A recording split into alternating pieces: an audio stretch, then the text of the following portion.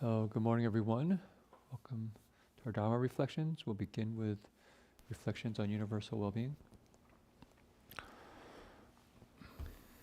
May I abiding well-being, in freedom from affliction, in freedom from hostility, in freedom from ill will, in freedom from anxiety, and may I maintain well-being in myself. May everyone abiding well-being, in freedom from hostility, in freedom from ill will, in freedom from anxiety, and may they maintain well-being in themselves. May all beings release from all suffering, and may they not be parted from the good fortune they have attained. When they act upon intention, all beings are the owners of their action, and inherit its results. The future is born from such action, companion to such action, and its results will be their home. All actions with intention, be they skillful or harmful, of such acts they will be the heirs. So, good morning. I was actually thinking of continuing to read Ajahn Mun's biography because it felt kind of strange just to continually tell my own stories. It seems a little bit too much focus on self, so I thought it'd be much better to have a focus on someone who really devoted their life to the Dharma and you would say had real I don't know the right word success, but had some awakening and taught many people. So this story I found to be quite interesting because I think for me it's something that I really need to work on. And it's titled The Hypercritical Naga. A Naga is in our tradition, in the Chinese tradition, called a dragon. But it's a big snake, big spiritual snake. So at one point, Ajahn Mun spent some time living in Qiangdao Cave. Not the long cave in the middle of the mountain that has become popular with tourists, one higher up the mountain. This cave was home to a great Naga who had kept guard over for many, many years. Apparently, this Naga was rather conceited and had a tendency to be overly critical of monks. During his stay in the cave, Ajahn Mun became the object of this Naga's constant criticism. It found fault with nearly everything he did. It appeared incapable of accepting Ajahn Mun's thoughts of loving kindness, probably as a consequence of its long-standing enmity towards monks. At night, when Ajahn Mun wore his sandals to do walking meditation, the Naga complained about the sound of his footsteps.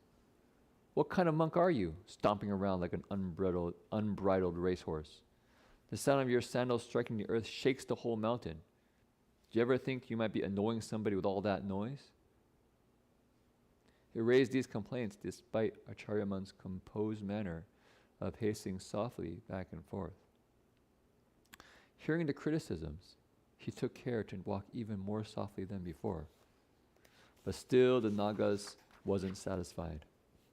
"What kind of monk are you, walking meditation like someone sneaking around hunting birds?" Occasionally, Ajahn Mun's foot would stumble on a stone in the meditation path, causing a slight thumping sound, which elicited another reproach. "What kind of monk are you, bucking up and down your meditation path like a chorus dancer?" And there were times when Ajahn Mun leveled out the surface of his meditation path to facilitate smooth, easy walking. As he moved stones around and put them neatly into place, the Naga complained, "What kind of monk are you? Always moving things around. You're never satisfied. Don't you realize that all your fussing about gives others a splitting headache?" Acharya Mun had to exercise special care with whatever he did at that cave. And even then, this opinionated Naga would find an excuse to criticize him. Should his body move slightly while he slept at night, he could sense psychically upon awakening that the Naga had been criticizing him for tossing, turning, wheezing, snoring, and so on. Focusing his attention on this angry Naga, Acharya Mun always found its head sticking out, peering at him intently, as though it never took its eyes off of him. Vicious-looking and mean-spirited, it refused to accept any merit dedicated to it, and was determined to indulge in feelings of anger that burned like a fire inside its heart. To me, that's a very interesting idea here. It refused to accept any merit dedicated to it. So we have you could say, a relationship to merit. If we don't receive it, then we don't receive it. Seeing that it has compounded its evil karma all the time, Acharya Mun felt truly sorry for the Naga. But as long as it showed no interest in reasonable discourse, it was impossible for him to help in any way. All it could think about was fault-finding. On one occasion, Acharya Mun explained the general principles underlying a monk's life, specifically mentioning his own purpose and intentions. My purpose for being here is not to cause trouble to somebody else, but rather to work as best I can for my own benefit and the benefit of others. So don't entertain ignoble thoughts, thinking that I'm here to cause you harm or discomfort. I am here trying to do good, so they can share the merit of my actions with all living beings without exceptions. This includes you as well. So don't be upset thinking that I've come here just to annoy you. Physical activity is a normal feature of people's everyday life. Comings and goings are part of the living in this world. Only the dead cease to move about. Although as a monk I am self-composed, I am not a corpse in repose. I have to inhale and exhale, and the force of my breath varies from one posture to another. My breathing continues to function while I sleep, as does my whole body. So naturally, there will be some sound emitted. The same is true when I awaken and begin walking meditation or perform chores. There is some sound, but within the bounds of moderation. When have you ever seen a monk standing frozen stiff like a corpse, never moving a muscle? Human beings don't behave like that. And I try to walk carefully and as softly as possible, but you complain that I walk like a racehorse. In truth, an animal like a racehorse and a virtuous monk walking mindfully in meditation could not be more different.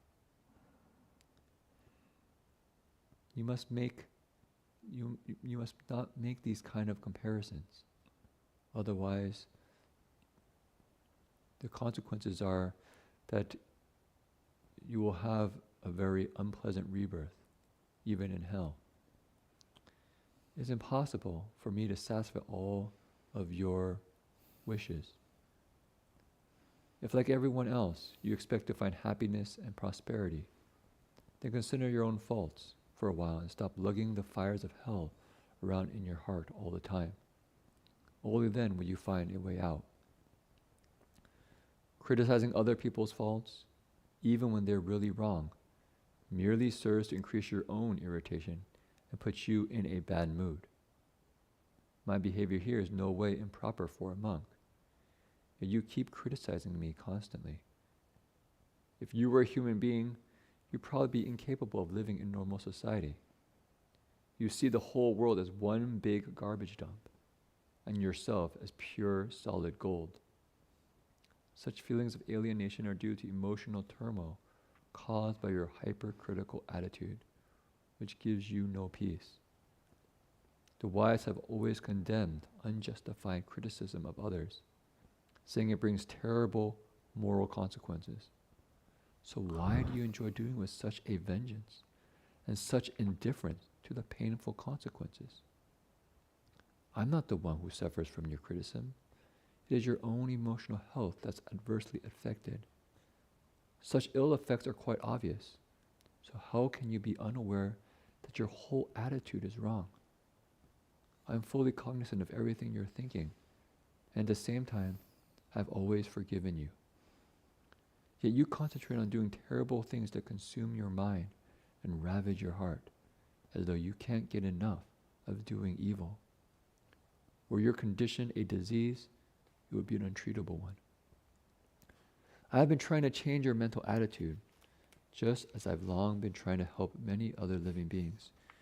Human beings, ghosts, devas, brahmas, yakas, and even great nagas, far more powerful than yourself, have accepted the truth of the Buddha's teachings on karma.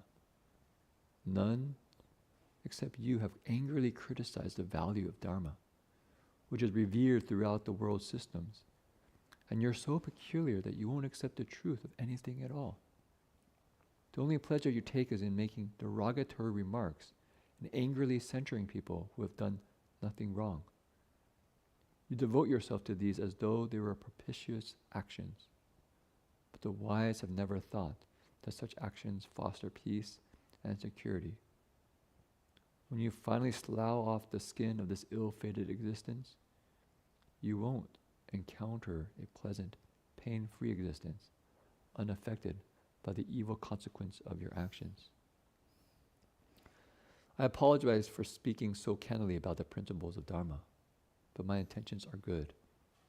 Nothing malicious is intended in my remarks, regardless of what misconceptions you may have. Since the very beginning of my stay here, I have tried to do everything in a careful, restrained manner, for I know that this is your home, and I'm concerned that my presence here may inconvenience you. Although I'm well aware that you're an individual who delights in looking for things to criticize, I still can't seem to avoid being seen in a disparaging light. I myself experience genuine contentment, unaffected even by constant criticism. But I worry that the repercussions of your dogged pursuit of evil will be extremely unpleasant for you. I did not come here to search for wickedness or evil, being quite sure that everything I do and say emanates from a pure heart. I have no fear that my actions will incur any unpleasant moral consequences. Just given time, I'll finish there, because Acharya Mun gives quite a long talk to this critical Naga. But I found that this was a very kind of illustrative story, especially for myself, because I have a very critical mind. I can kind of look for faults here and there and try to